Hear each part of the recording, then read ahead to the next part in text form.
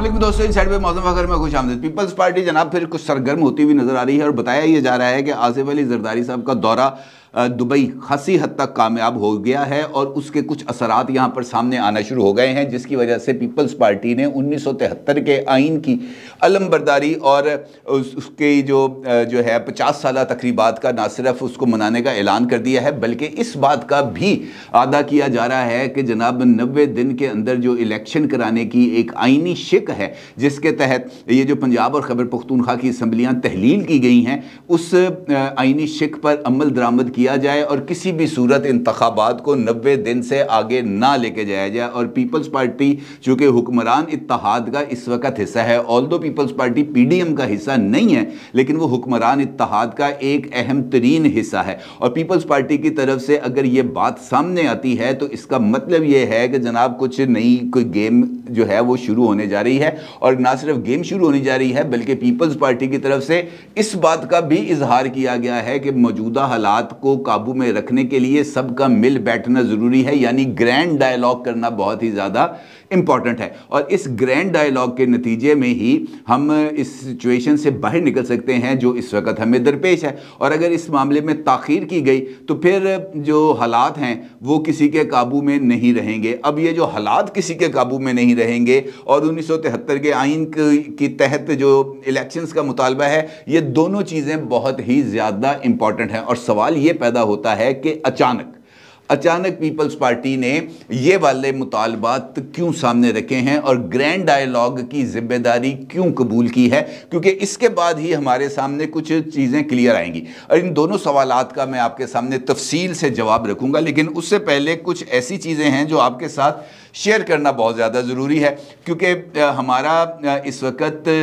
सियासी बहरान भी अपनी जगह पर मौजूद है, माशी बहरान भी अपनी जगह पर मौजूद है, लेकिन इसके साथ साथ हमारी जो अफवाज पाकिस्तान हैं और ख़ास तौर पर जो हमारे हसास इदारे हैं, इनको लेकर एक बहुत ही मिलिशियस किस्म की, एक बहुत ही ज़्यादा घटिया किस्म की एक कैंपेन शुरू हुई है। और ख़ास तौर पर हमारे DG-ISI lieutenant general Nadeem Ahmed Anjum sahab और मौजूदा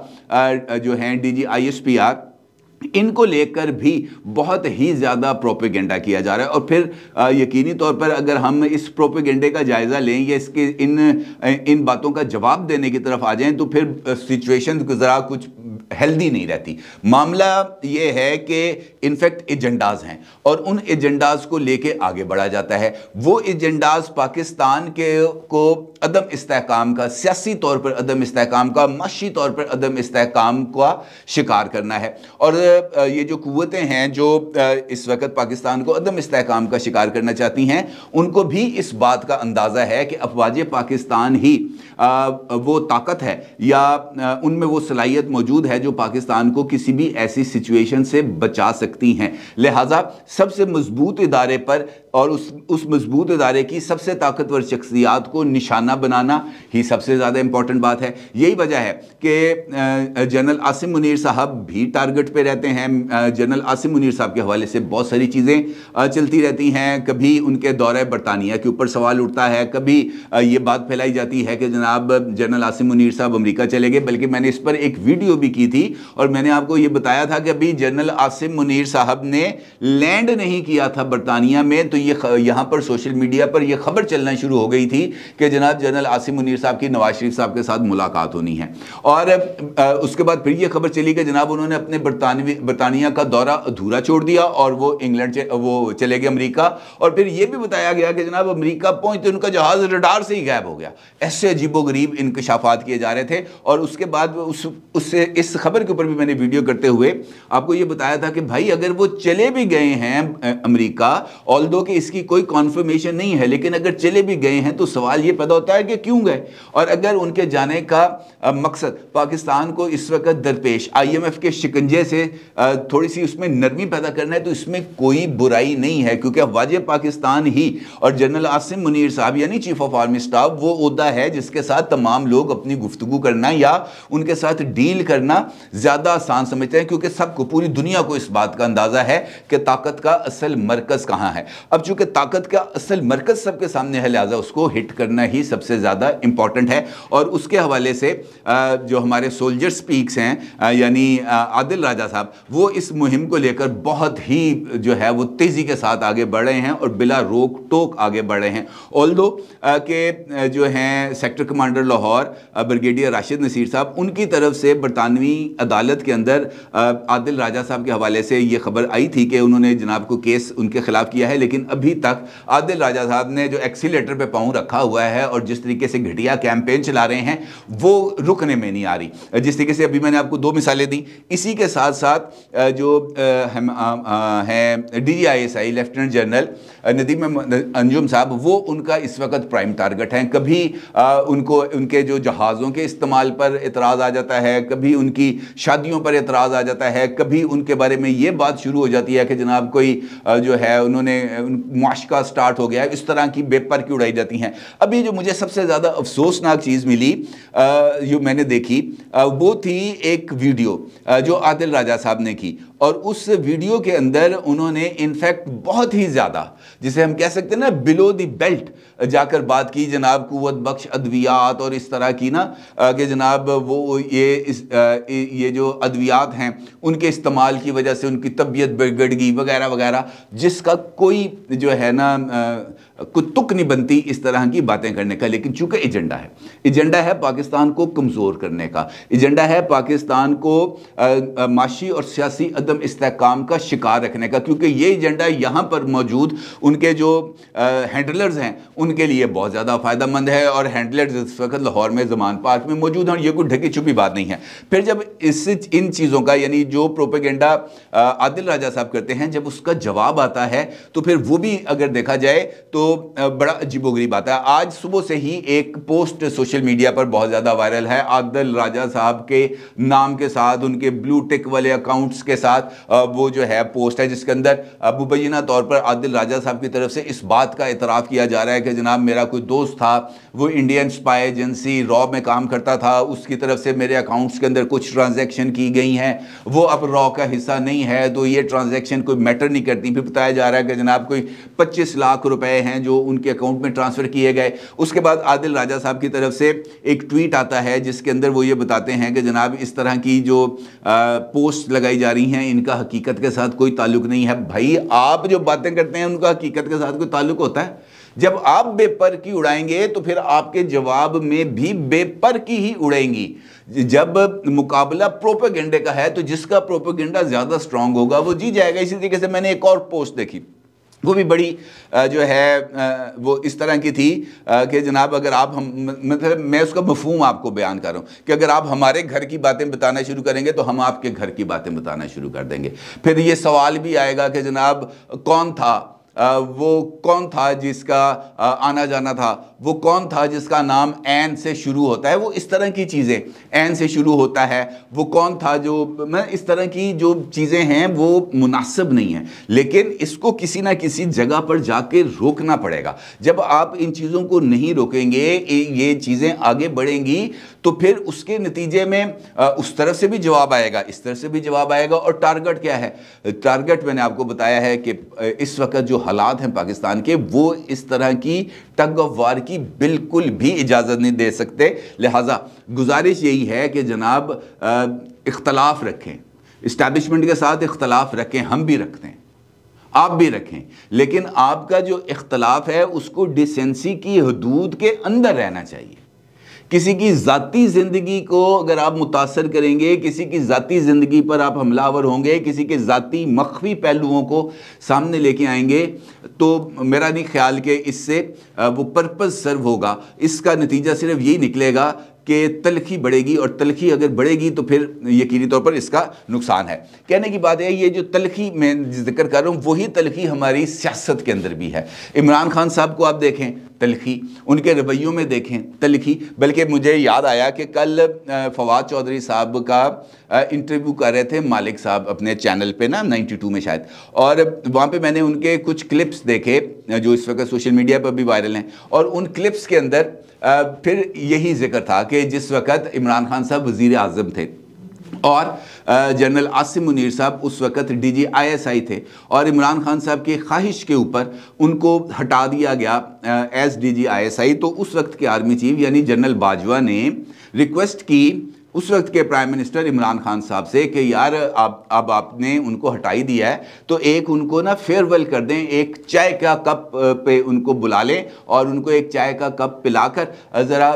ڈگنیٹی سے ان کو رخصت کر دیں. تو عمران خان صاحب نے انکار کر دیا, انہوں نے کہا نہیں, نے میری بڈھی دے الزام لایا نہیں.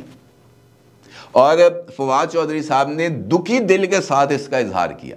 جب ان سے یہ سوال ہوا تو فواد چودھری صاحب نے پہلے تو اس بات کا ذکر کیا کہ جناب جس وقت یہ سب کچھ ہوا تھا تو میں اس وقت منسٹر فار انفارمیشن نہیں تھا, میں minister of science and technology تھا, اور یہ جو بٹرنس ہے یہ نہیں آنی چاہیے تھی لیکن یہ بٹرنس آ گئی ہے, اور اس بٹرنس کو ختم کرنے کے لیے براہ راست رابطہ ضروری ہے. اگر army chief general Asim Munir صاحب خواہش کریں گے ملنے کی تو عمران خان ضرور ان سے ملیں گے. وہی بات نا, تالی دونوں ہاتھوں سے بجتی ہے, تو ایک ہاتھ آگے بڑھا ہوا ہے یعنی عمران خان کا, دوسرے ہاتھ کا انتظار ہے یعنی عاصم منیر صاحب کا. یہ دونوں ہاتھ ملیں گے تو پھر آگے جا کے بات چلے گی, یہ کہنا تھا فواد چودھری صاحب. تو کہنے کا مطلب یہ ہے کہ یہ جو بٹرنس ہے اس کو کیسے ختم کیا جائے. اب جو اس حوالے سے پیش رفت ہے وہ بلاول صاحب کی طرف سے ہے, اور بلاول صاحب نے ایک طرف تو اس بات کا اظہار کیا ہے کہ 90 دن کے اندر انتخابات کو آگے لے کے جانے کی مخالفت کی جائے گی اور کسی بھی صورت یہ جو الیکشنز ہیں ان کو ڈیلے نہیں ہونا چاہیے. اور سینئر جرنلسٹ کامران خان صاحب نے بھی اپنے ٹویٹر اکاؤنٹ پر بلاول صاحب کا یہ کلپ لگا کر انہوں نے جو ہے وہ ایک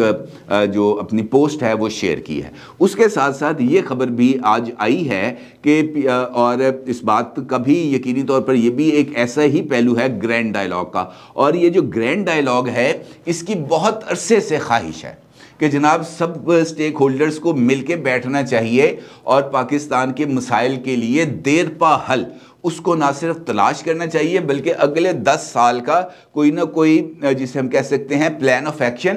وہ بھی چاک آؤٹ کرنا چاہیے. اور اس پلان آف ایکشن کے اوپر نہ صرف میثاق جمہوریت کی طرح تمام سٹیک ہولڈرز کو دستخط کرنے چاہیے بلکہ اس بات کی بھی لوگوں کو, پاکستان کے عوام کو یقین دہانی کرانی چاہیے, اور خاص طور پر پاکستان کے جو ہمارے سرمایہ کار اور کاروباری طبقہ ہے کہ جناب ہماری معاشی پالیسیز یہ رہیں گی اور اگلے 10 سال میں ہماری سالانہ بنیادوں کے اوپر یہ ٹائم لائنز ہیں, ان ٹائم لائنز کے مطابق ہم نے یہ آبجیکٹیوز کو اچیو کرنا ہے. کوئی برائی نہیں ہے اس معاملے میں. اور لیکن یہاں پہ جس طرح میں نے آپ کو بتایا نا کہ ہر چیز کو جوڑ دیا جاتا ہے. جنرل عاصم منیر صاحب برطانیہ سے واپسی پر UAE رکے, زرداری صاحب بھی وہاں پر موجود تھے, شروع ہو گیا کام کہ جناب یہ اہم ملاقات کی تیاری ہے. پھر جب یہ والی چیز سامنے آئی تو یہ والا معاملہ شروع ہو گیا کہ جناب کوئی زرداری صاحب کو کوئی نیا رول مل گیا ہے, اس رول کے اندر انہوں نے جناب اب کام شروع کر دیا ہے, موجودہ حکومت کو ٹف ٹائم دینے کی جو ہے وہ ٹھان لی ہے, اور موجودہ حکومت کو گرانے کے لیے جو ہے وہ انہوں نے یہ 90 دن کے الیکشنز کا مطالبہ کر دیا ہے. دیکھنے کی بات یہ ہے کہ پیپلز پارٹی وہ جماعت ہے جس نے پاکستان کا متفقہ دستور دیا ہے اس ملک کو. اس سے پہلے پاکستان کے اندر آئین موجود ہی نہیں تھا. پہلا آئین بنا بھٹو صاحب کے دور کے اندر بنا, اور یقینی طور پر یہ وہ آئین ہے جس نے پاکستان کو ابھی تک متحد رکھا ہوا ہے. اب اگر یہ 50 سالہ تقریبات ہو رہی ہیں آئین کی تو پیپلز پارٹی کی تو یقینی طور پر یہ خواہش ہوگی کہ جو آئین بلاول صاحب کے نانا نے بنایا تھا اس آئین کو نافذ العمل کیا جائے ان لیٹر اینڈ اسپرٹ. اب مجھے یہ بتائیں کہ کس طریقے سے پیپلز پارٹی یہ بات کر سکتی ہے کہ جناب آئین سے انحراف کیا جائے. نہیں کر سکتے, کیونکہ آئین سے انحراف کرنے کی بات کرنے کا مطلب ہی یہ ہوگا کہ وہ یہ کہیں گے کہ جناب پیپلز پارٹی اپنی جو اوریجنل پالیسیز ہیں یعنی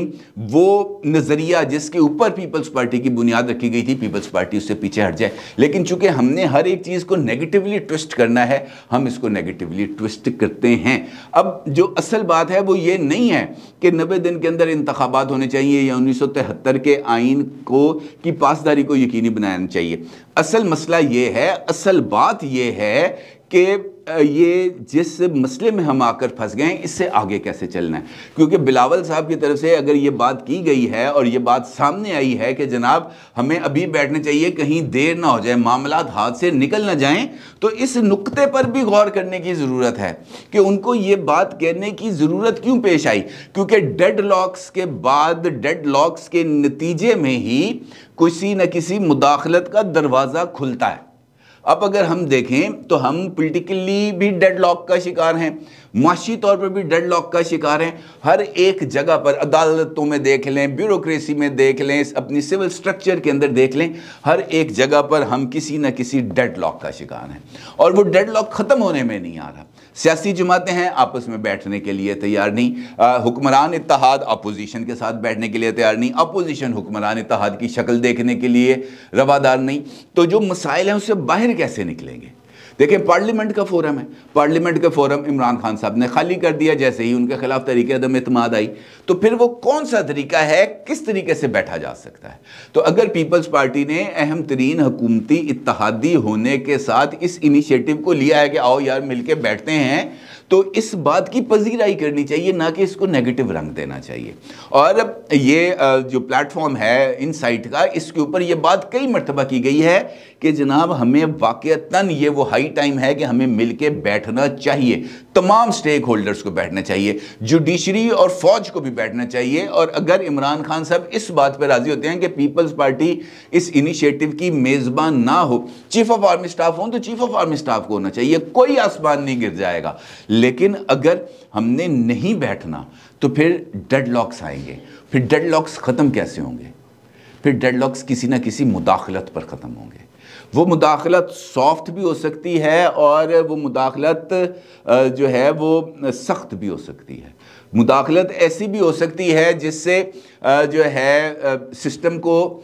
کچھ عرصے کے لیے ٹیکنوکریٹس کے حوالے کر دیا جائے، اور مداخلت ایسی بھی ہو سکتی ہے کہ سسٹم کو ہی لپیٹ دیا جائے۔ لہٰذا یہ وہ ٹائم ہے جہاں پر اصل پولیٹیکل میچورٹی کا امتحان ہے، اور اگر اس موقع پر حقیقی معنوں میں سیاسی پختگی کا ثبوت نہ دیا گیا تو گیم واقعتاً سیاستدانوں کے ہاتھ سے نکل جائے گی۔ اپنی رائے کا ضرور اظہار کیجیے گا۔ آپ کو بہت شکریہ۔ اللہ حافظ۔